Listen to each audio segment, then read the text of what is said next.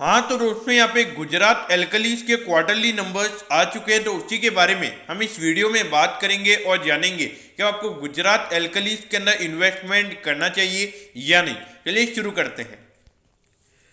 तो देखिए, सबसे पहले अगर हम यहाँ पे कंपनी के टोटल रेवेन्यू की अगर हम बात करें तो पिछले क्वार्टर से अगर हम देखेंगे तो यहाँ पे पिछले क्वार्टर के कंपैरिजन में कंपनी का रेवेन्यू 6% से बढ़कर 716 करोड़ का यहाँ पे कंपनी का टोटल रेवेन्यू इस क्वार्टर में निकल कर आया है। अगर प्रॉफिटेबिलिटी की बात करेंगे तो 85% यहाँ पे कंपनी का नेट प्रॉफिट बढ़कर 63 करोड़ का यहाँ पे कंपनी का टोटल नेट प्रॉफिट इस क्वार्टर में निकल कर आया है।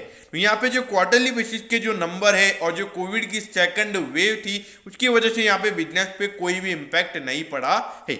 अगर हम यहाँ पे ईयर ऑन ईयर बेसिस यानी कि पिछले साल के अप्रैल से जून वाले क्वार्टर से अगर हम कंपनी के रेवेन्यू को कंपेयर करें तो उसके कंपेरिजन में यहाँ पे कंपनी का रेवेन्यू 52% से बढ़ा है। तो ईयर ऑन ईयर बेसिस यहाँ पे रेवेन्यू अच्छे तरीके से हमें बढ़ता हुआ नजर आ रहा है। अगर प्रॉफिटेबिलिटी की अगर हम बात करें तो वो यहाँ पे 103% यानी कि डबल से भी ज्यादा यहाँ पे कंपनी का नेट प्रॉफिट बढ़ा है अगर हम ईयर ऑन ईयर बेसिस पे बात करें तो। और जो टोटल नेट प्रॉफिट यहाँ पे निकल कर आया है वो है 63 करोड़ का।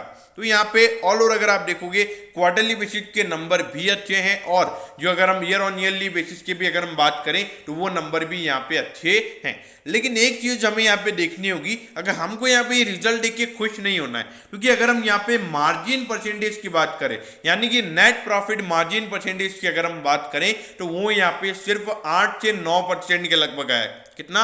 8 से 9%। यानी कि कंपनी के पास 100 रुपए का रेवेन्यू आ रहा है, उसके बाद कंपनी के खर्चे लगभग 91 रुपीज हैं और एट द एंड उनके पास प्रॉफिट में 8 से 9 रुपए ही बच रहे हैं। तो ये मार्जिन परसेंटेज इनका इंप्रूव होना चाहिए, खास करके लगभग ये 14 से 15%। यानी कि जो कंपनी के कंपटीटर्स हैं उनका लगभग 14 से 15% का मार्जिन परसेंटेज है और ये कंपनी का 8 से 9% का है। तो ये नंबर कंपनी को इंप्रूव करना पड़ेगा, उसके बाद ही यहाँ पे कंपनी हमें प्रीमियम वैल्यूएशन पे ट्रेड होती हुई नजर आएगी। अब ये देखिए 3738 करोड़ का इस कंपनी का मार्केट कैप है। अगर आप देखोगे आपको लगेगा कि जो कंपनी का जो अर्निंग पर शेयर वो 22 है। देखिए ऐसा नहीं है, अभी जो कंपनी के नंबर्स आए हैं इससे जो कंपनी का अर्निंग पर शेयर निकल कर आता है तो उसके हिसाब से 34 और उसके हिसाब से प्राइस टू अर्निंग रेशियो यहाँ पे कंपनी का सिर्फ 14 टाइम्स निकल कर आता है। वैल्यूएशन पॉइंट ऑफ व्यू से यहाँ पे काफी अट्रैक्टिव है, बट एक चीज है वो ये है नेट प्रॉफिट मार्जिन परसेंटेज। अगर कंपनी यहाँ पे जो प्रॉफिट मार्जिन परसेंटेज है अगर उसको इंप्रूव करती है तो आराम से ये स्टॉक मुझे लगता है 20 से 25 के प्राइस टू अर्निंग रेशियो पे ट्रेड होता हुआ नजर आएगा।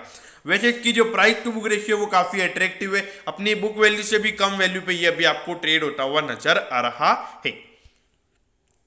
अब ये देखिए पिछले 2 साल से तो यहाँ पे लगातार कंपनी के जो रेवेन्यू थे वो गिर रहे थे और प्रॉफिटेबिलिटी भी कंपनी की यहाँ पे गिर रही थी। लेकिन अभी के जो ईयर ऑन ईयर बेसिस के जो यहाँ पे नंबर्स हैं वो काफी अच्छे हैं, क्योंकि यहाँ पर अगर आप देखोगे अगर हर क्वार्टर में company year on year basis पर अच्छा परफॉर्म करेगी तो वहां पे कंपनी की प्रॉफिटेबिलिटी भी बढ़ेगी और हमें वहां पे कंपनी का रेवेन्यू भी ईयर ऑन ईयर बेसिस पे बढ़ता हुआ नजर आएगा।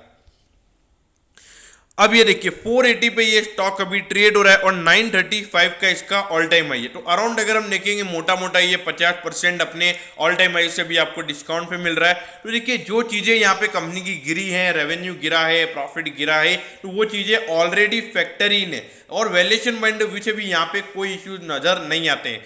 देखिए अगर आपने गुजरात एल्कलीज में इन्वेस्ट किया हुआ है बने रहिए, कोई इश्यूज नहीं है। कंजर्वेटिव काइंड ऑफ इन्वेस्टर के लिए ये स्टॉक अच्छा लगता है मुझे। हाँ, अगर आप एक एग्रेसिव इन्वेस्टर हो तो मेरे ख्याल से थोड़ा अवॉइड करना चाहिए, क्योंकि कंपनी के जो मार्जिन परसेंटेज है वो इतने अट्रैक्टिव नहीं है। हाँ, अगर आने वाले टाइम पे जो मार्जिन परसेंटेज है वो अगर 13 से 14% होते हैं तो वहां पे मेरे ख्याल से एक अच्छा वहां पे एक एग्रेसिव काइंड ऑफ अप्रोच वहां पे हो सकता है। अगर इन्वेस्ट किया हुआ है बने रहिए, अगर इन्वेस्ट करना चाहते हैं इन्वेस्ट कर सकते हैं। तो दोस्तों मैं होप करता हूँ कि गुजरात एल्कलीज के क्वार्टरली नंबर्स के बारे में आपको सब कुछ पता चल गया होगा।